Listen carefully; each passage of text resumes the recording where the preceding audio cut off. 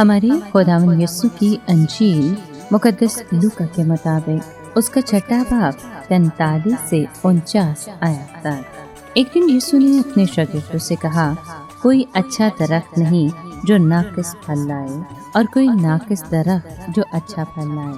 बस हर एक दरख्त अपने फल से पहचाना जाता है। इसलिए कि लोग खारदार झाड़ियों से अंजीर नहीं तोड़ते और ना झड़ बेरी से अंगूर। अच्छा आदमी अपने दिल के अच्छे खजाने से अच्छी चीजें निकालता है और बुरा आदमी बुरे खजाने से बुरी चीजें बाहर लाता है, क्योंकि जिससे दिल लबरेज है वही मुंह पर आता है। तुम क्यों मुझे खुदावंद खुदावंद कहते हो और मेरे कहने पर अमल नहीं करते? जो कोई मेरे पास आता है और मेरी बातें सुनकर उन पर अमल करता है, मैं तुम्हें बताता हूँ कि वो किसकी मानद है।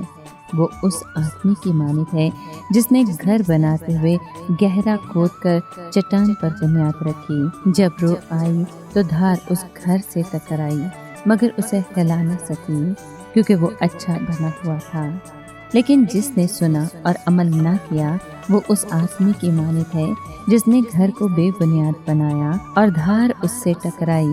तब वो फौरन गिर पड़ा और उस घर की बर्बादी होलनाक हुई। पाक कलाम के पढ़े और सुने जाने पर खुदावंद की बरकत हो, खुदा का शुक्र हो।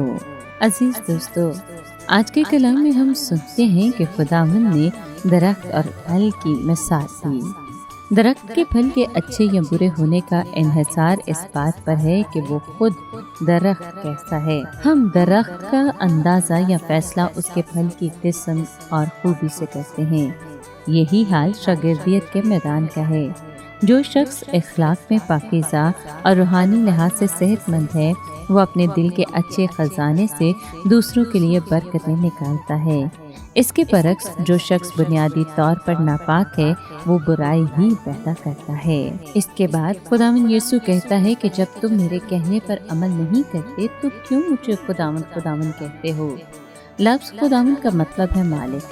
मतलब यह है कि उसे हमारी जिंदगियों पर मुकम्मल इख्तियार हासिल है। वो हमारा मालिक है और हम उसकी मलकियत हैं। चुनाचे हमारा फर्ज है कि जो कुछ वो कहे हम करें। उसे खुदावंद कहकर पुकारना और फिर उसकी फरमाबरदारी करने से इनकार करना यकीनी तौर पर दुरुस्त नहीं। उसकी खुदाबंदियत का सिर्फ इकरार करना काफ़ी नहीं। हकीकी ईमान और मोहब्बत इसमें है कि फरमाबरदारी की जाए। अगर हम उसके कहने पर अमल नहीं करते तो दरअसल ना उससे मोहब्बत रखते और ना ही उस पर ईमान लाते हैं। इस अहम हकीकत पर मजीद जोर देने के लिए खुदावंद ने घर बनाने वाले दो आदमियों की कहानी सुनाई। हम अक्सर इसकी तशरीह यूँ करते हैं कि अक्लमंद वो है जो ईमान लाकर निजात पाता है और बेवकूफ़ आदमी वो है जो मसीह को रद्द करके हलाक हो जाता है।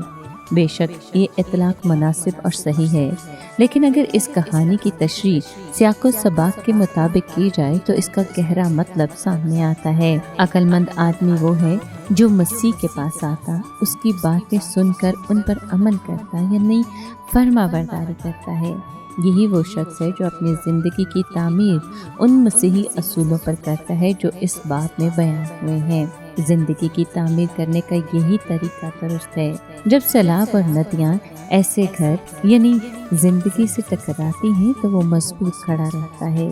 इसलिए उसकी बुनियाद चट्टान यानी मसीह और उसकी तालीमात पर रखी गई हैं। जबकि बेवकूफ़ आदमी वो है जो मसीह की बातें सुनता है मगर उन पर चलता नहीं। वो अपनी ज़िंदगी की तामीर उन बातों पर करता है जो उसकी अपनी नज़र में उम्दा मालूम होती हैं। वो इस दुनिया के जिस्मानी असूलों की पैरवी करता है। जब ज़िंदगी के तूफ़ान और झक्कड़ चलने लगते हैं तो ये बेबुनियाद घर बह जाता और बर्बाद हो जाता है। हो सकता है उसकी जान बच जाए, लेकिन ज़िंदगी बर्बाद हो जाती है।